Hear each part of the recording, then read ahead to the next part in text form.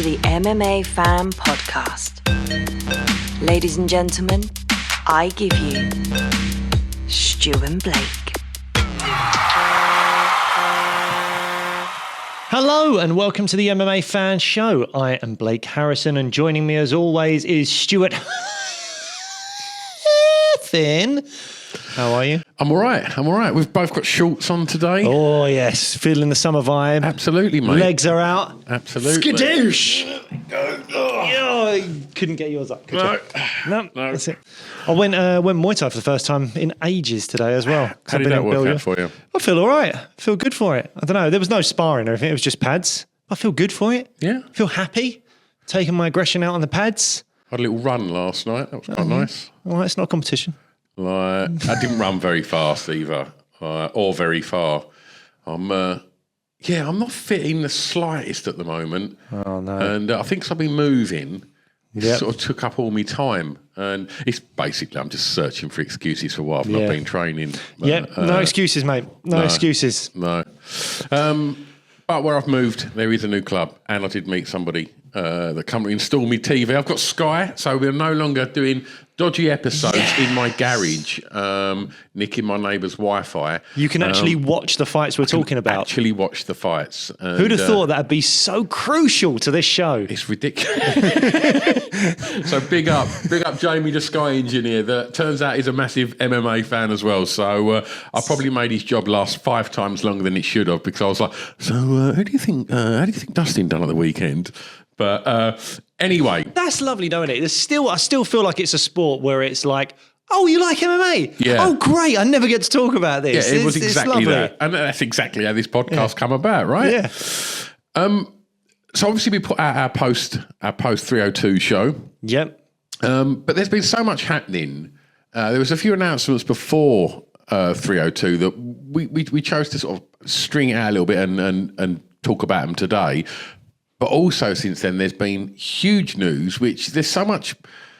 It's a bit sketchy as to why and what, which we'll get into. But so today we thought we'd just kind of catch up on everything that's been going on in the world of MMA. Whilst we're talking about MMA, if you like to train MMA or any martial art, or if you're thinking about training, you need to kick yourself out. So what you need first, and most importantly, is a gum shield. Keep your pearly whites nice and neat. Nice and in your face. Yeah. Keep them nice and in your face. Keep them in your head. It's quite important. Otherwise, they end up like mine, like a row of bombed houses. So get yourself a gum shield. Get yourself some wraps so you don't hurt your hands when you put your gloves on and hit the bag. And why not get yourself rash guard, a pair of shorts, and everything else you need is at Ferocious Fightwear. And they're one of the sponsors of the MMA Fan Show. So head over there and check out their array of ace goodies. If you're watching this now, Blake is holding up a gum shield and some wraps. And when you get to the little checkout bit, put in the discount code MMA Fan Show 15. If you're listening, that's MMA Fan Show 15, and you'll save yourself some money. Who are our other sponsors, Mr. Harrison? Fat candy. You like saying that like I that, do. don't you? It's a fun word to say. Fat candy. Yes, go to Fat Candy. We've got your freeze-dried sweets here. All your favourite old school sweets, freeze-dried. My favourites in particular are the Skittles. I keep saying this, but they are Have you noticed brilliant. that pot is disappearing of the Yes. Skittles? Every morning I come in, I'm just like, Stu's not even here. I need 2 or 3 little Skittles. And the thing is, I feel like I only need like 3 of them to just go, oh, I've got that nice sugar hit now. I'm buzzing. I'm good to go. So yeah, get your Fat Candy freeze-dried sweets. And if you do want to try them out for you, for the kids, for the fam, as a gift for someone, whatever it is you want to do, you can use a discount code SWEETMMA. That's SWEETMMA. And you'll get yourself a little discount. And you can try these things out. Again, if you've not tried freeze-dried sweets before, I hadn't before having these, they're great. They're really good. Just a little bit of a spin on the classics that we know. And as I said, a nice sugary hit for the day. You only need a few of them and then you're buzzing for hours. Absolutely. Don't buy them for your kids and then just leave them with like 3 tubs just to work their way through. They will go quick. Because essentially they won't sleep for about 3 days.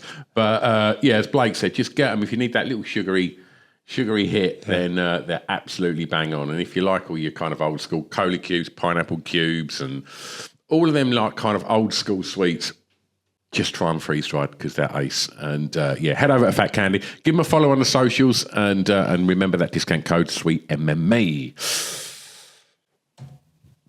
I mean, we've got to start with this guy, right? We've got to start with Conor. The whole what's going on with UFC 303. This all started when the press conference scheduled for Dublin. They were doing a press conference, I believe it was on Monday. Michael Chandler, as far as I believe it, was on Sunday morning or whatever it was, about to head to the airport when he got the call that the conference was off. They had ticketed this event. I believe it was free to enter, but it was basically sold out as far as I'm aware. Mm-hmm. A lot of tickets sold, again, for free. For this press conference, people travelling, media members travelling to go to Dublin to see this press conference. I mean, the first kind of time Conor would have done a press conference in Dublin for an awfully long time, maybe since Mayweather. I reckon. Yeah, I mean, that's a long old time, isn't it? So, yeah, people were very excited about this. They're excited about the Mac being back. But press conference is off. Lots of theories start flying around. We've obviously seen the videos of him partying lately. That's immediately where my mind went to.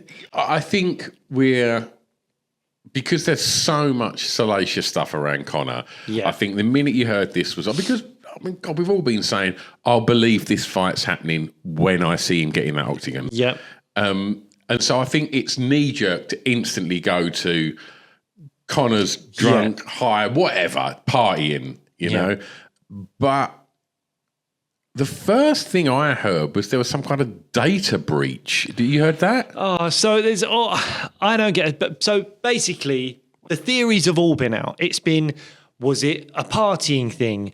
There have been allegations in the past around women and different things that Conor has done. Did something like that come up? People wondering, did he pop for some kind of, we've seen him kind of looking really big in the Roadhouse movies and all that kind of stuff. Did he pop for something? And then there was this whole thing about, there was a data breach on Ticketmaster, which may very well be true. But I don't see why that would stop people getting into the event. That wouldn't be announced. That does not make any sense to me. All these theories are flying out. Everyone's got an opinion, but it looks like what it actually is, and again, no 100% confirmation of this, but it looks like what it actually is Conor must have some form of injury or illness or something like that. And that's why the conference got called off. That's what it looks like. Ariel Helwani was talking about it. Other people have been talking about it. It seems as though all these, salacious stories and theories were coming out, none of them accurate, none of them true.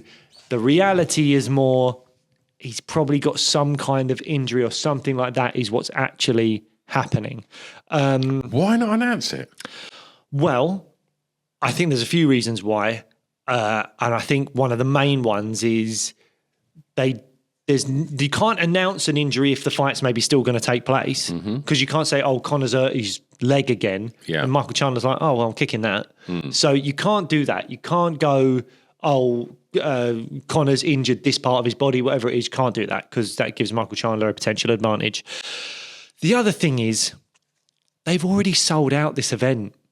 It's a $20 million gate. It's absolutely astronomical. It's huge. The tickets are so expensive because people are like, how long's Conor going to be around for? Oh, is this his last fight? Is this his last fight? The chance to see Conor live is probably for a lot of people worth these huge sums of money.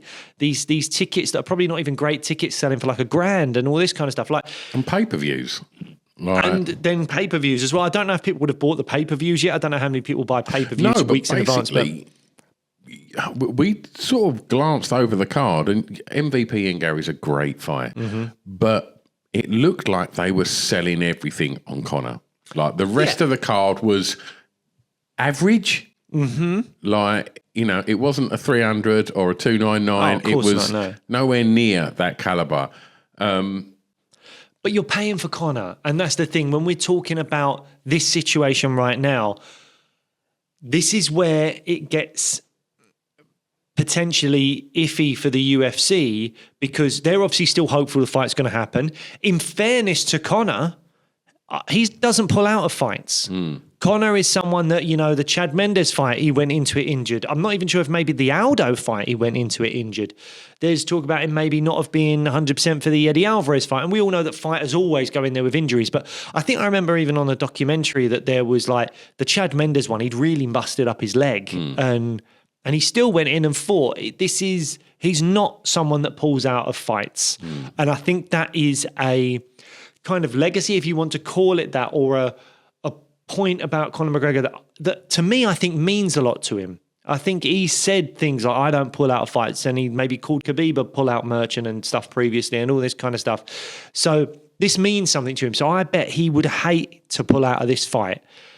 The UFC is still hopeful, but there's only so much you can do, and if his body is not battle-hardened by consistent training, and if he's someone that takes months and months and months off now with the riches that he has, and you can't blame him for that, and then he just goes into a really intense 8-10 week training camp, whatever it might be, and he's maybe, we don't know, treating his body in the right way with the scenes we've seen with the partying and all that kind of stuff.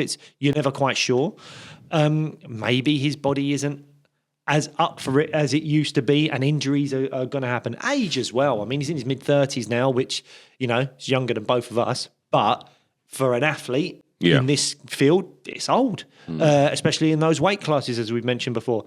So, so we're not sure what's going on. But what we do know is that the UFC have put out feelers for potential replacements. Right. That is what we're hearing again. So we should clarify, there's nothing being confirmed that this fight is off. No. But they're looking at options should that be the case for a replacement, I'm presuming, for Michael Chandler, obviously. Well, yeah, but also that's the thing to consider. We've got a picture up here now of Michael Chandler versus, we don't know. It could be someone to replace Chandler, but if Conor's like, he's got certain type of injury or a staph infection or whatever. I mean, he didn't he have a massive go at Islam, calling him like dirty, like wash your mats, wash yourself and all this kind of stuff because Islam had a staph infection recently. I think that was Conor saying that in a tweet or something like that. Doesn't strike me as that kind of guy. Why would he say something about Islam? There's no history there. But yeah, so maybe it wouldn't be something like staph. I don't know, because that would be quite ironic and embarrassing for him if it is. Maybe that's why he wouldn't want to say anything. But the point is, there looks like there's some issue where the UFC aren't 100% sure whether he's going to make it or not. So, do you replace Conor and find an opponent for Michael Chandler, or do you scrap that fight altogether, postpone it however many months, and you bring in a brand new fight on a few weeks' notice at UFC 303? There are potential options out there. Before we get on to those options, poor old Michael Chandler. I mean, he hasn't fought for the best part of 2 years the hope that this fight is happening as soon as possible. Like, I think, if his social media is anything to go by, that guy is training like a absolute beast constantly. And I don't feel too sorry for him, because he could fight, but he's waiting because he knows where the Conor dollars are. Yeah. And he knows that that's the big payday. And fair play to him. That I do think this would have been a great fight. I think it would have been a really interesting fight to see if Chandler was going to get pulled into brawling to try and give the fans what they want, and not do what I imagine the smart man would do, which is get Conor to the ground and wrestle him. Since joining the UFC in January, or his first fight in January of 2021, he fought in January, he fought in May, then he fought in November, then he fought in May of 22, then he fought in November of 22. He's been very active, and then he hasn't fought for, as I say, over 18 months now. Over a year and a half since he's fought. And obviously he is holding out for that Conor fight. But God, what if it doesn't happen? That's, Michael Chandler's not a young man. Michael Chandler is 38 years old. He's a 38-year-old lightweight, and he's just not fought anyone for the last 20 months or whatever it is because he's holding out for that Conor fight. And you understand why, but Jesus, imagine if it doesn't happen. He could have had 4 fights in that time, or at the very least 2, maybe 3, on good money. Yeah. And he's been holding out for Conor. If that doesn't happen, look, you'd be gutted. I do still think that there's options, and we'll go through a few of them. This is all guesswork. It's fun though, isn't it? Of course, it's fun. So I think the main one that springs to mind is to replace Conor with Max Holloway and put the BMF belt on the line. Well, Dana in the post 302 press conference was alluding to the fact they've got something in the works for the BMF belt, which I'm not sure how I feel about that, because I really want to see Max Holloway fight Topuria. Yeah. I really want that fight. I think that is up there with, like, for me, John Jones Aspinall's not going to happen. So that's just out of the equation. But in terms of fights I've got to see, Sarukian Islam Makhachev is up there. But Topuria Max, I think, surpasses it. I think that might be the best fight the UFC can put on, in my opinion, right now. If you're a belt, if you're Max Holloway, do you want to headline like 303 BMF against Michael Chandler? Right, that's a big fight. And he would be compensated. Again, you think he's just done 300 and done well. Then he got 2 bonuses and won 600 grand. And then if he feels up to it, because he was still, despite the finish, he was still in a war-ish with Justin Gaethje. I know he performed incredibly well, but he's still, like, his leg was mashed up, all those things. To go into this and the UFC go, you got to save us, and him go, show me the money. Yeah. It'd be great business for him. But ultimately, is Max about the money? Like, because I think Max loves a scrap, and he's not stupid. I think he is a little bit about the money, but he's about the glory as well. So obviously, if he was to beat Topuria and win the belt, like, that would be ridiculous and amazing. Yeah. But I don't think that fight is as big for the casuals as what him versus Chandler is stepping in to replace Conor McGregor at 303. I think that's. I can't see what. I don't know, man. Well, Topuria's a huge star now. Yeah, absolutely. That featherweight belt being on the line is fight. It's a brilliant fight. It's a huge Max wins. fight. Oh, I'd love to see it. I would love to see it. But yeah, him stepping in. The other problem is him stepping in to fight Chandler, replacing Conor, when there's loads of people out there that'll be like, oh, but it's not Conor. I wanted to see Conor, especially people that had tickets in attendance. That's the other thing. Imagine you've paid 1,500 quid for flights, a ticket hotels. and flights and hotels to go and watch Conor fight in Vegas, which, to be fair, does seem for a lot of people probably like a once-in-a-lifetime thing. If you're a huge MMA fan, a huge combat sports fan, you're like, to see Conor McGregor fight live before he's done is a big kind of almost like a bucket list thing for probably a lot of people. I think I'd love to do it, if I'm honest. To have done all of that and then you go, he's being replaced by Max Holloway versus... Maybe he's being replaced by Max. Don't get me wrong. I think Max is a better fighter. I was about to say I think I'd prefer to watch Max, but it's Conor. It's Conor. You can't say that. It's Conor. The build-up to it, all that stuff. If you've paid all that money, you've paid for Conor. How did the UFC deal with that? They giving out refunds?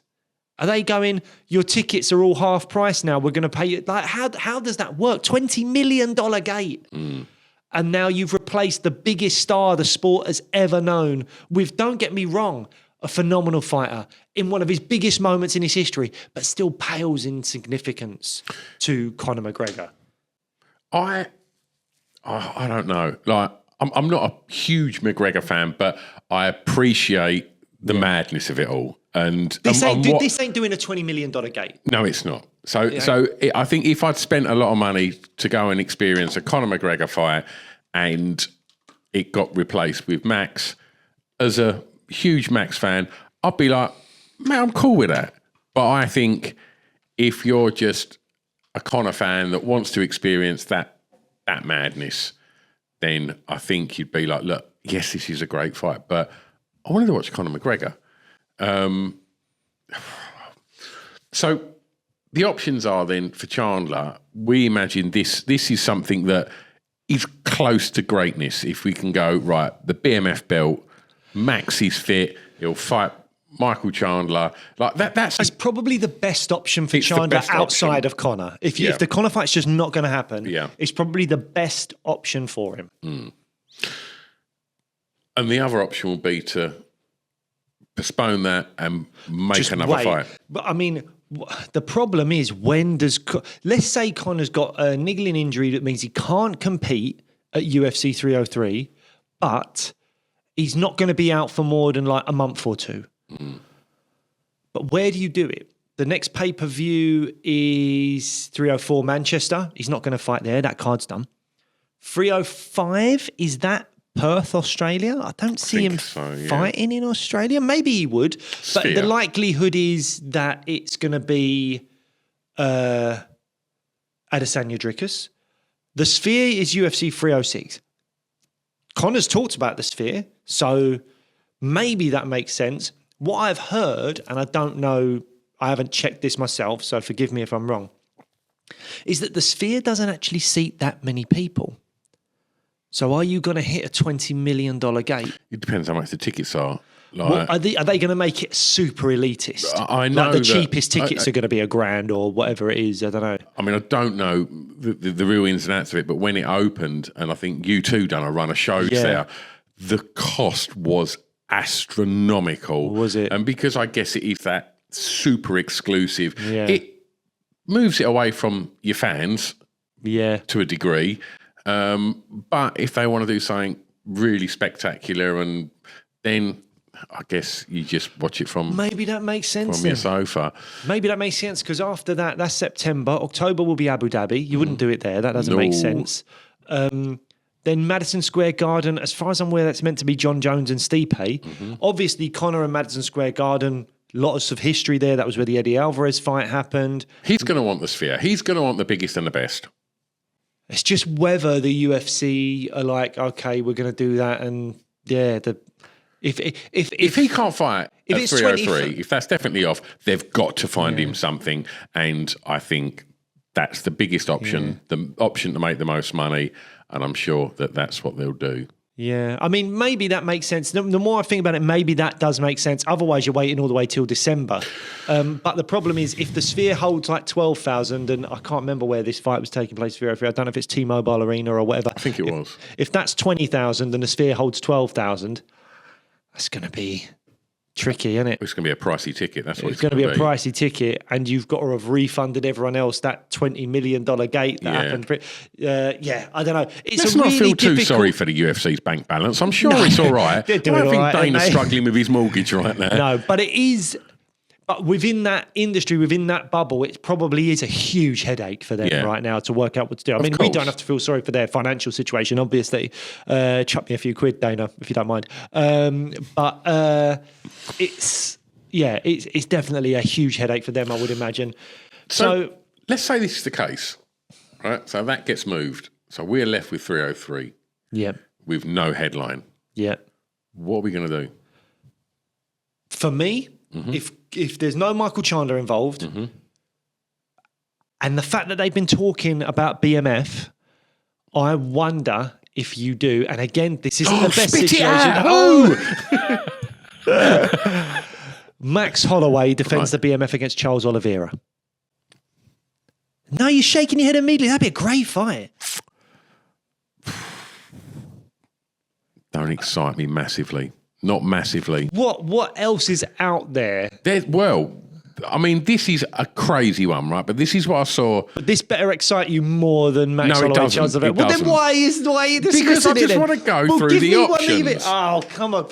Can you bring Amanda Nunes? Amanda Nunes ain't coming back on 3 weeks' notice. Kayla Harrison. What do you reckon? Well, no, I just don't see this happening. Don't get me wrong. This is an exciting and fun fight. I would like to see Kayla Harrison versus Amanda Nunes, particularly if Kayla wins the belt in her next fight, which I imagine would happen. That fight is a fight I would like to see in December, in January. Put it wherever, all loads of fun, great stuff. Can be maybe a main event on a card, maybe a co-main event on a card if there's big names on it.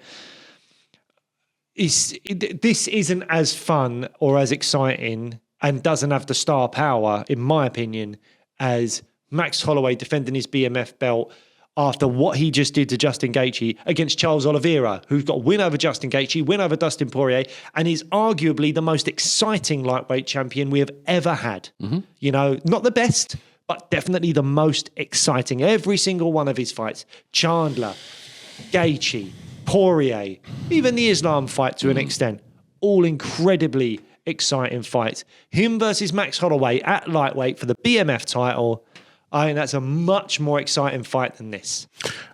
What's your thing then? You reckon this isn't the thing you would go for? No. Brand new fight on 3 weeks' notice, so they've got to be available. Who do you pick? I think they're going to do this, which is behind me, which is the BMF. I think they're going to just stick Max in instead of Conor, and I think he's going to fight Chandler. I think that's what I imagine. But if you're Michael Chandler and you're told Conor will be back in 3 months, then are you risking losing to Max and the Conor fight potentially being taken away from you? I don't think you are. So who does Max fight, or anyone else for that matter, who fights at UFC 303 on 3 weeks' notice? Yeah, Charles Oliveira ain't looking so bad now, is he, mate? Yeah, he's struggling now. He's got his 2 laptops out and he's still struggling. There's not much. There is not much that you can do. I don't know if people are shouting at their phones or wherever they're listening to this right now, but like no flyweight is going to compare. I mean, I don't think Merab Sean O'Malley would happen. I think that's scheduled, rumoured for the Sphere, actually. So that's another reason why maybe you wouldn't do Conor, but nothing's confirmed yet. I don't think Topuria's fighting on 3 weeks' notice. Islam's just fought. Leon Edwards is booked. There's no other fights, mate. There's no other fights, is there? Unless Alex Pereira comes in and fights like Yuri Prohajka on 3 weeks' notice. But we did only see that fight recently. And Alex Pereira ain't fighting Magomed Ankalaev on 3 weeks' notice, but he might fight a striker, you know. So, I don't know. Yuri Prohajka versus Alex Pereira? That's the only other thing I can possibly think of, because Alex Pereira has become such a big star, particularly post 300. If he comes in and saves them on 3 weeks' notice, again, him, Max Holloway, whoever it is, they're in a position to say, show me the money. Yeah, but I think, you know, we're talking about Max, but, you know, if they did throw Max in against, you know, some of them aforementioned, is the money there that's going to be worth the risk of not fighting Topuria? Because that's where legacy is, isn't it? Yeah, because Max will make it that way. Because Max is the A side, and Max or Alex Pereira or whoever it is that's in that situation has the opportunity to just say to the UFC, pay me X and I'll do it. Because their backs are against the wall on this one. They've got 3 weeks and they still don't know, I guess, whether Conor's going to make it or not going to make it or whatever it is. So if for whatever reason he doesn't make it on maybe 2 weeks' notice, then as the time goes, the position of the fighter gets stronger. Because otherwise, the UFC might have to just go, we're really sorry, the whole card is pulled, entire refunds for everyone. There is no fight card at UFC 303. You know what's going to happen, don't you? You know how cursed this show is. By the time this is produced and comes out, we got about 24 hours till this comes out. Chris, producer, get a wriggle on, mate, because you know that Dana's going to announce something like in about an hour's time. Now we've just finished recording. That is the curse of this show, and it's the biggest problem with this show. Is it takes a while to get it all done and dusted. Yeah. And by that time, there's so many situations where we've been like, oh, for fuck's sake, that's pointless now. I think we've even had fighters in, and we didn't quite get the juicy bit out of them. And then the day before our episode drops with them, they've released, like, they've joined the UFC or they've done this or they've done that. And you're just like, oh, no. And one of them was obviously MVP when we was pushing him to find out if he was moving to the UFC, and obviously he's on 303 fighting Ian Gary, and I hope that card goes ahead because that's the fight I'm so excited to watch. I'm sure they're going to find something exciting, you know. Look, I guess we've just got to wait and see now. And but by all means, if there's no announcement when this drops and you see the artwork and the little videos and stuff on TikTok or Instagram or Twitter, then comment. Let us know who you think's going to replace Conor and Chandler. If that fight is legitimately off, we still have no sort of confirmation on that. A few of the other things, I want to move on now and talk about some of the other fights that have been announced that I didn't see coming. Yeah.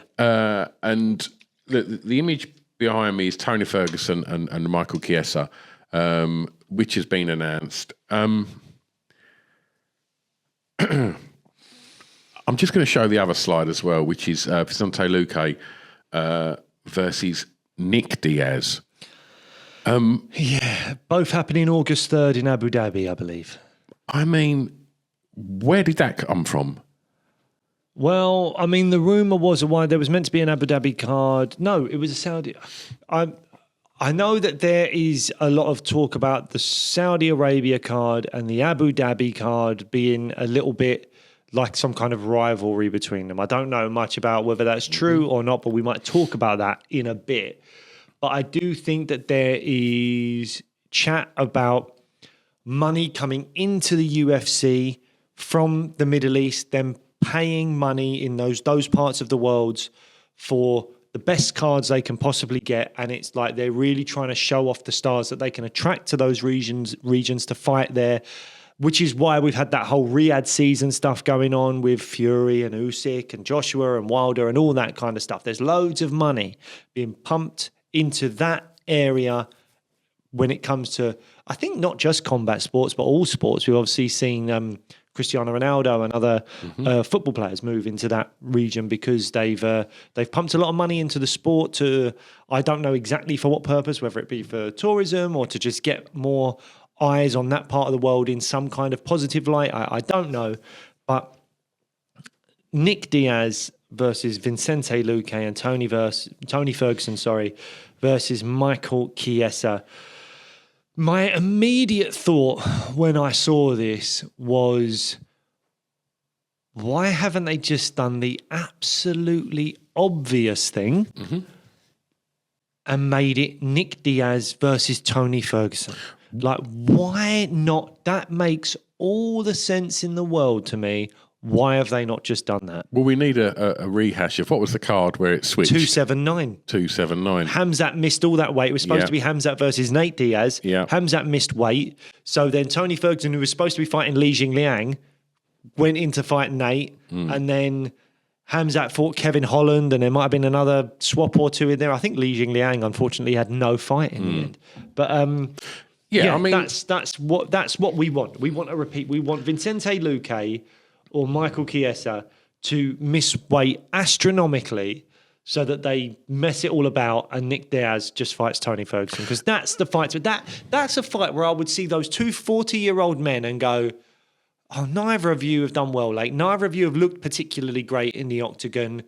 You two fighting each other makes all the sense in the world, both for the star power of it, for the bit of parity, them being on the same level.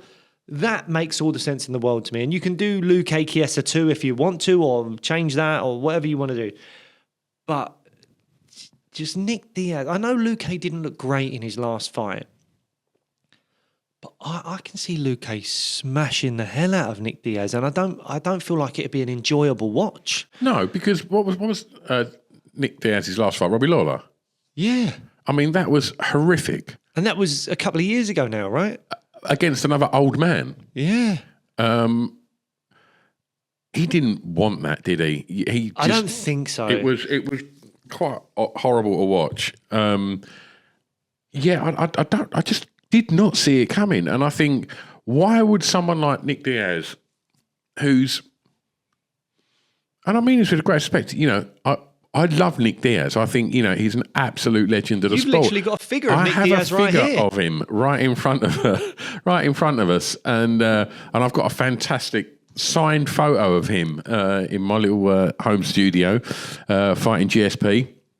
I don't want to see him get beaten by a young fighter.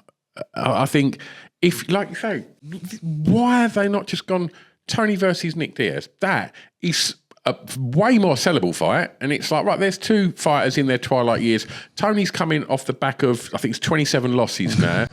and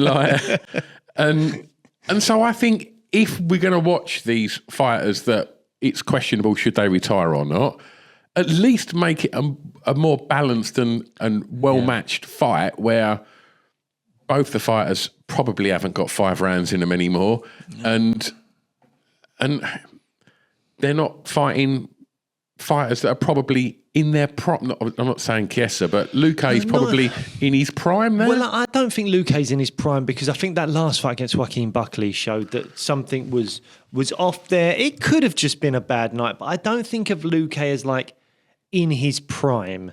I'm trying to pull up like how old is he? His record now. I'm going to try and look that up now, but I don't think he's young.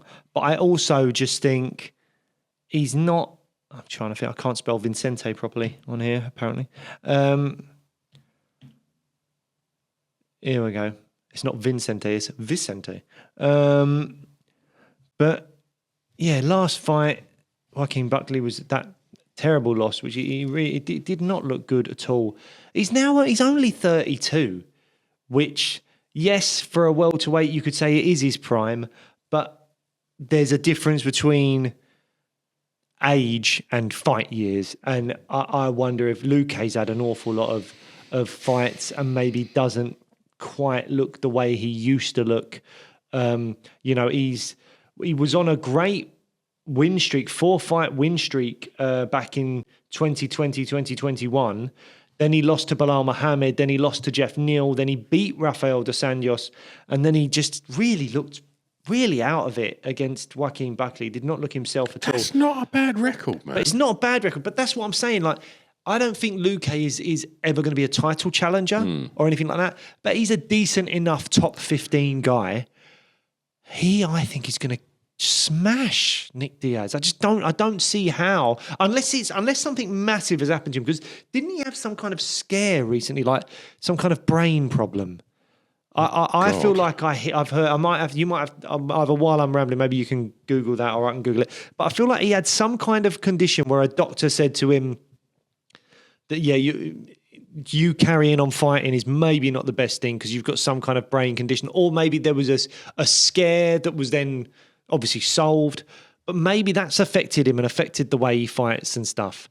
But there's some kind of condition that he might have had, some kind of scare that Vicente Luque had. Maybe that's affected him. And unless that is a huge factor in his career going forward, I just don't see how Nick Diaz offers anything that could really trouble Vicente Luque. Okay. Have you found anything?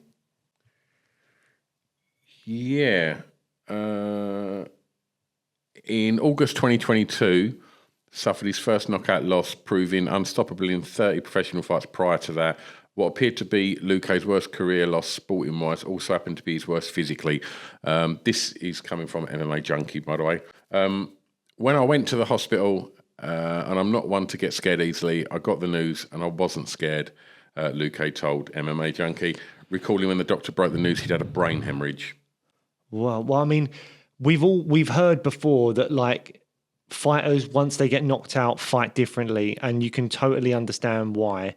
That's his first knockout, and not only was it a knockout to Jeff Neal, he's had a brain hemorrhage. I mean, maybe that has affected him emotionally, mentally, going forward, and Jesus, don't blame you, but I just don't see what Nick Diaz has to offer to really upset you. Nick Diaz in his prime was a volume striker. He wasn't like a knockout artist, big puncher or anything like that. So now at 40 years of age, having had like one fight in how many years? What was it between the Robbie Lawler fight and the Anderson Silva fight was overturned to a no contest, I think, because that was, did Anderson pop? Yeah. First something? That was 2015. So there was 6.5 years between him fighting Anderson Silva and then fighting Robbie Lawler. Not to mention, if the Anderson Silva fight wasn't turned to a no contest, then from 2012 onwards, he's had 4 fights. So 4 fights in 12 years, and he has lost all 4 of them if the Anderson Silva fight is not a no contest. That's Carlos Condit, George St. Pierre, Anderson Silva, and Robbie Lawler. Does Nick Diaz need money? Must do. I mean, everyone likes money. No, I know I that, like money. But Nate's Have you got any money? Like, can I have your money? but you know what I mean? Like everyone like can you can get a bit more, maybe you can. I mean, he was robbed of years of his career, wasn't he? Because they found weed in his system and weed was illegal at the time. He was suspended for a long time, wasn't he? I mean, Nate's got to be worth millions and millions and millions, right? After the Conor, the Jake Paul, and like, surely you bung your brother $1 million rather than go, you're going to jump in with, a younger fighter that's probably going to hurt you. Is it just in his blood? Is it just one of those things where it didn't look like it was in his blood against Robbie Lawler? You're right. It didn't. Is he being paid loads because it's Abu Dhabi and they are doing, big cards or whatever, and maybe they do feel like they need to compete with Saudi. Are they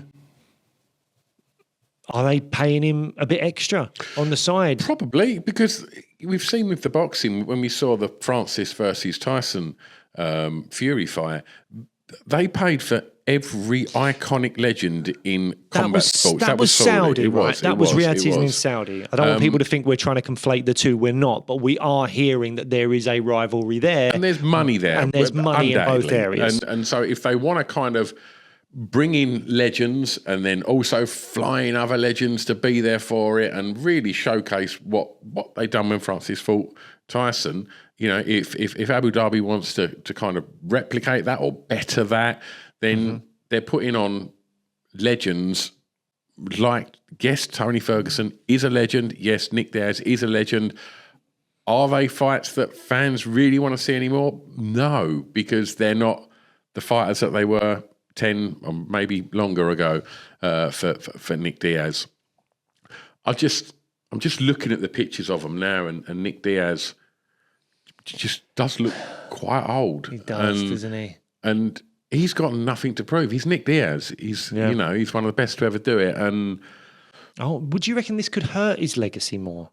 Like, there's younger fans that, again, they never saw the greatness of Nick Diaz. And I have to say, I only got into the sport kind of as Nick Diaz was kind of, I suppose, edging his way out of it. And so Nick Diaz is, lost in 2012, lost in 2013, lost in 2015, and then doesn't fight till the Robbie Lawler fight in 2021. There's fighters that came in pandemic that have never seen Nick Diaz fight. There's fighters prior to that came in the Conor period and maybe caught a Nick Diaz fight, maybe not. What I find interesting.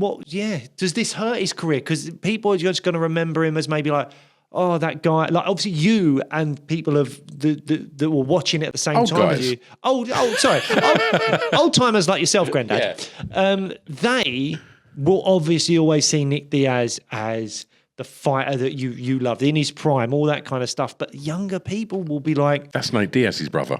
That's Nate Diaz. Exactly. I mean, even me to an extent. Nate is way more of my fandom than Nick is. But for me, it felt watching Nate come through, it was quite hit and miss his career.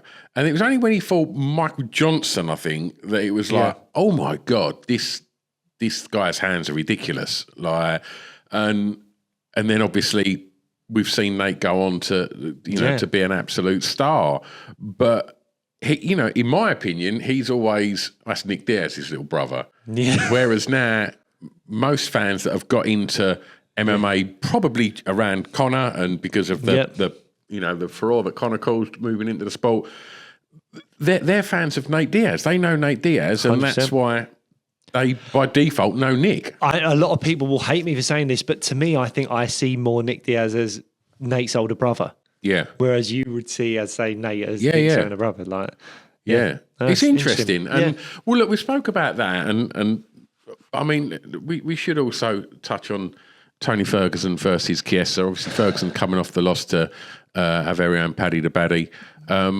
Chiesa's last fight, have you got that in front of you?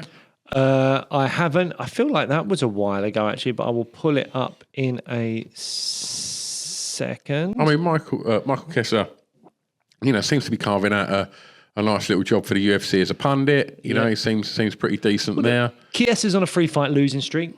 Lost to Vicente Luque in 2021, then to Sean Brady in, I don't want to say a close fight, but he definitely had moments in that third round where I think he showed a hole in Brady's game in the striking and stuff like that. And Sean Brady, I think, is a very, very good fighter that people don't talk about enough. Yeah. And then a loss to Kevin Holland at UFC 291, the Poirier Gaethje card, where he lost by D'Arce choke in round 1.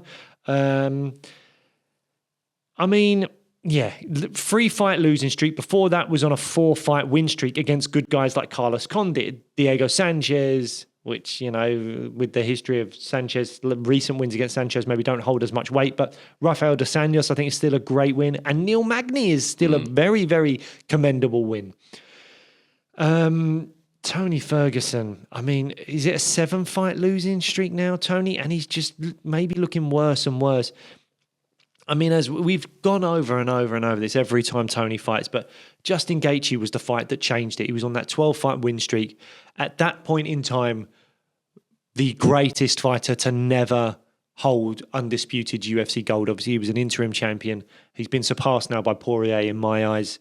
But he was that guy. And he was the guy that Khabib was, quote unquote, avoiding. There was obviously so many problems with getting that fight going.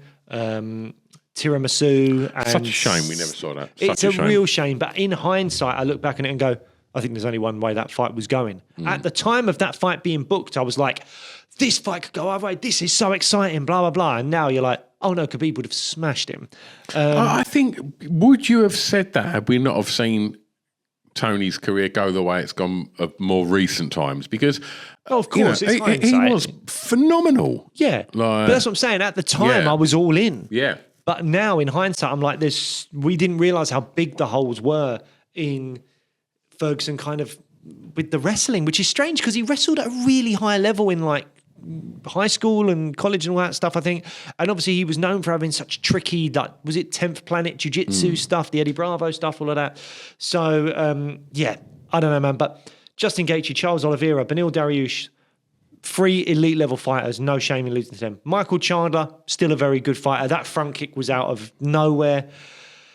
And he won the first round of that fight, I believe. He looked great in that first round. The loss to Nate Diaz, not great. The loss to Bobby Green, not a bad fighter, but he's not anywhere near where Tony was. And then the loss to Paddy most recently as well.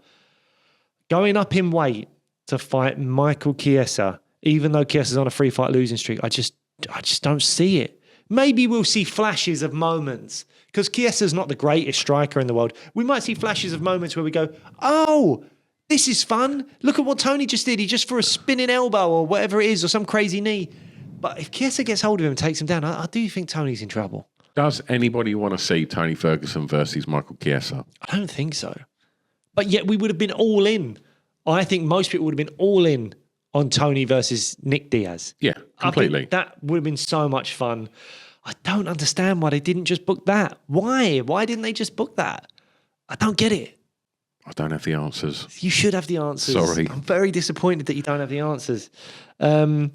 You should be the sage old wise man. UFC, what was you thinking? What was you thinking, mate? Jesus. Well, look, let's move on because we've spoken about this a couple of times about the kind of potential rivalry that there has been, the money coming in from both sides, Abu Dhabi versus Saudi Arabia. There are 2 cards within a few months of each other. Saudi happening very, very soon, I believe, maybe this month even, actually. Let me run down the card for you. Yes. Robert Whittaker versus Hamzat Chimaev. Yes, please. Is the main event. Sergey Pavlovich Volkov in the heavyweight division. Very good fight, co-main. Johnny Walker versus Volkan Oezdemir is on that card. Decent enough. Kelvin Gastelum versus Daniel Rodriguez at welterweight is on that card. Nice fight. Not huge implications going forward. I don't know what the 5th fight on the main card is going to be. There are a few fighters from that kind of region that are fighting. Naimov, who beat Nathaniel Wood a little while ago in, I believe it was Paris last year. Bit of a controversial one. He did quite a few low blows and all that stuff. He might be the 5th fight on that card, not sure. And then the Abu Dhabi card, yes, we've spoken about Nick Luque and Tony versus Chiesa. The main event of that card is Corey Sandhagen versus Umar Nurmagomedov. Davison Figueiredo is also fighting Chito Vera. And Mackenzie Dern is fighting Lupi Godinez on that card as well. Let me ask you, what do you think? And I know I've just thrown a huge amount of names at you and you just got to try and remember them all and what card they're on. What's the better card? Do you think? Who's getting the better card here? Saudi Arabia coming up in a few weeks, headlined by Whittaker, Hamzat Chimaev, or Abu Dhabi with the fights we've mentioned and headlined by Sandhagen and Umar Nurmagomedov? Look, I don't want to be on the fence here because there's pluses and negatives to both them cards. We've just spoken about the weird mismatches of Tony and Diaz. Anytime Corey Sandhagen's fighting, I'm interested. Me too. And I think this is a big test for him as well. And I'm really keen to see how that plays out. Figueiredo versus Chito, that's a good fight. Yeah. Do you know what? I've got to mention it. The UFC or one of the other sort of pages on Instagram that focuses on MMA uploaded that knee from Sugar Sean O'Malley without any commentary. So you just heard that knee. The one he landed on Chito. Fucking hell, Blake. Like, the noise, it was like they'd hit him with a bat. He's so tough. And he just didn't even flinch. And I just think that guy's made of stone. Yeah. And I think we could have a really good fight with Figueiredo because I don't think he's a very different fighter to O'Malley. Yeah. He's not going to be fighting at range with them wiry arms. I think this could be a really good scrap. I mean, if Figgy's smart, he just takes him down. We've seen Chito struggle with the wrestling, and Figgy utilised some of that against Cody Garbrandt. When we do a pre-show to that'll probably be my thing. I'll probably be picking Figgy. I'll watch a bit of tape and all that stuff, but I'll probably be picking Figueiredo based on him having a game plan of let me get you down. That's what I think with that one. So it might not be as exciting as you hope. What card are you preferring then? I don't know. It's tough. It's kind of like, why have I got to choose anyway? Why can't I just like them both? You can like them. Just we're playing devil's advocate. We're just trying to pick. We're trying to give some content, guys. No, I've got another question in a minute. Right. But for right now, I feel like it's sort of like fights versus star power. Like Sandhagen Umar is fascinating. Yeah. But equally, similarly, the main event of the Saudi card, because Sandhagen's ranked 2nd, Umar's ranked 10th, and Umar is untested at the top of that division. But there's all the hype behind him being like a Nurmagomedov, a Khabib protege. Everyone's saying he's like an uncrowned champion in that division. Can he get past a guy who, all right, has not been champion, but has been a stalwart, an absolute... one of the best bantamweights in the world for a long, long time and doesn't seem to be going anywhere. And I think could beat Sean O'Malley if they fought in Corey Sandhagen. Equally, in the Saudi card, you've got Robert Whittaker ranked 3rd, all right, former champion, but he's going against Hamzat, who's also ranked 10th, same as Umar. And Hamzat is untested at the top of that middleweight division. Obviously, he fought most of his career at welterweight. Then he's fought Kamaru Usman at middleweight, who was a welterweight stepping up as well. So... it's like these two guys with loads of hype behind them in Hamzat and Umar Nurmagomedov taking on proven guys that are just incredibly talented in Rob Whittaker and Corey Sandhagen. Two really nice guys as well. I don't know much about Umar. Might be a lovely guy. But Rob Whittaker and Corey Sandhagen are the two guys that I absolutely love those guys. They seem like two top blokes. And check out our chat with Corey Sandhagen. We had him on... was it just before his fight against not Korean Zombie, Dan Song Jung? No. Yeah. Oh, I can't. No, Song Yudong. Song Yudong. Yeah. We chatted about Yudong with Corey Sandhagen, and go check it out. It's a wonderful chat, and he's such a nice dude, man. But he is a cold-faced killer when he gets in that octagon, so mate. good, that Frankie Edgar knee, talking about knees. But yeah, I don't know. I mean, I'm not interested in the Nick and Tony fights. I'm just not interested in them. So that even though that has star power, it does nothing for me. So it's Figgy and Cheeto, and there's a world in which that becomes quite boring. So you're only really looking, Dern and Godinez could be a nice fight, but Dern is so, you just never know what you're going to get with Dern. So Sandhagen Umar, for me, not for everyone else, but for me, could be doing a lot of the heavy lifting there.